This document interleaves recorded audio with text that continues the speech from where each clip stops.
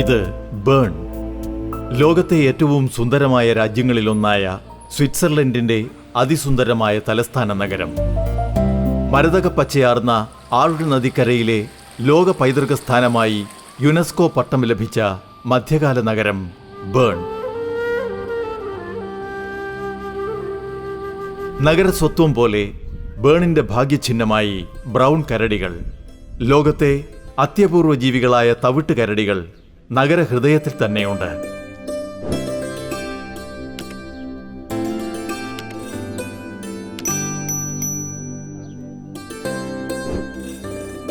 ബേറൻ park നഗരത്തിന്റെ പ്രതീകാത്മക മൃഗമായ തവിട്ട് കരടിയുടെ താവളം. ചരിത്ര നഗരത്തെ പകുത്തൊഴുകുന്ന ആറ് നദിക്കരയിൽ തികച്ചും പ്രകൃതി അനുസരണമായ അന്തരീക്ഷത്തിൽ നഗരത്തിന്റെ ഗോത്രമൃഗമായ കരടികളുടെ താവളം. വർഷം മുഴുവൻ സന്ദർശകർക്കായി വാതിൽ തുറന്നിട്ട ഈ സംരക്ഷിത കേന്ദ്രം നഗരപുരാവൃത്തവുമായി ഇഴചേർന്ന് കിടക്കുന്നു.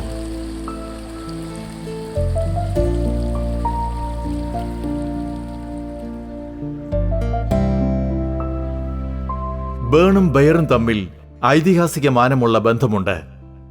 നഗര സംസ്ഥാപകനായിരുന്ന ബെയറിങ്ങിനിലെ സമ്രാട്ട് ബെഷ്ട്രോൾഡ് അഞ്ചാമൻ തന്റെ നായാട്ടിലെ ആദ്യ ഇരയുടെ പേര് അവിടുത്തെ അധിനിവേശ പ്രദേശത്തിന് നൽകുമെന്ന് പ്രതിജ്ഞയെടുത്തിരുന്നെന്നും അങ്ങനെ അവിടെ ആദ്യം വേട്ടയാടിയ മൃഗം ഒരു കരടിയായിരുന്നുവെന്നും ആ പ്രദേശത്തിന് ജർമ്മൻ ഭാഷയിൽ ബേൾ എന്ന് പേര് നൽകുകയായിരുന്നുവെന്നും അത് പിന്നീട് ബേൺ ആയിത്തീർന്നു എന്നുമാണ് പുരാവൃത്തം.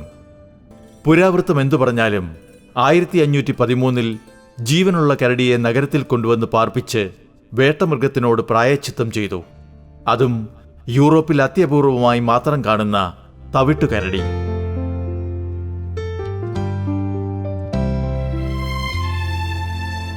നഗരത്തിന്റെ വളർച്ചയ്ക്കൊപ്പം കരടിയുടെ പൊറുതിയും മാറിക്കൊണ്ടിരുന്നു.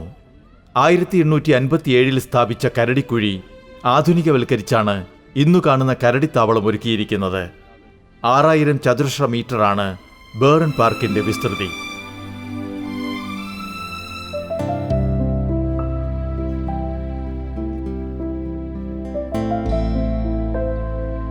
വൃക്ഷങ്ങൾ ഇടതൂർന്ന ഹരിതാഭയാർന്ന കുന്നിൻ ചെരുവിൽ മൃഗചര്യകൾക്കനുസൃതമായ മേച്ചിൽപ്പുറങ്ങൾ, മഞ്ഞുകാല ദീർഘനിദ്രയ്ക്കുള്ള ഗുഹകൾ, നീന്തിത്തുടിക്കാൻ തടാകങ്ങൾ എന്നിവ പാർക്കിൽ ഒരുക്കിയിരിക്കുന്നു.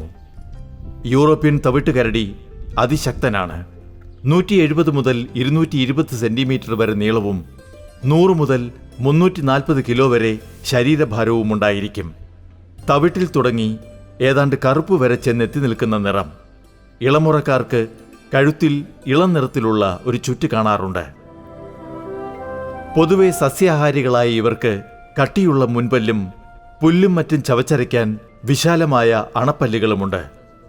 കൈകാലുകളിലെ അയ്യഞ്ചുൾവലിയെന്ന നഖങ്ങൾ ഇവയെ മരം കയറ്റത്തിലും നീന്തലിലും അഗ്രഗണ്യരാക്കുന്നു. ആഴ് നദിക്കരയിലെ കണ്ണാടി തെളിവെള്ളത്തിൽ നീന്തിക്കയറാനും കരടിപ്പാതയിലൂടെ അലിഞ്ഞു നടക്കാനും കാണികൾക്ക് അവയെ അടുത്തു കാണാനും വിധമാണ് പാർക്ക് രൂപകൽപ്പന ചെയ്തിരിക്കുന്നത്.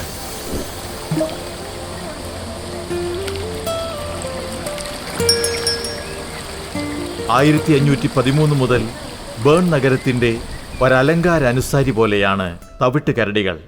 ഇത് ഒരു സാങ്ച്വറി എന്നതിനപ്പുറം നൂറ്റാണ്ടുകൾ നീണ്ട ചരിത്രത്തിലൂടെ ഉരുത്തിരിഞ്ഞ മനുഷ്യനും മൃഗവും തമ്മിലുള്ള കരുണാർദ്രമായ സഹജീവിതത്തിന്റെ പ്രതീകമാണ്.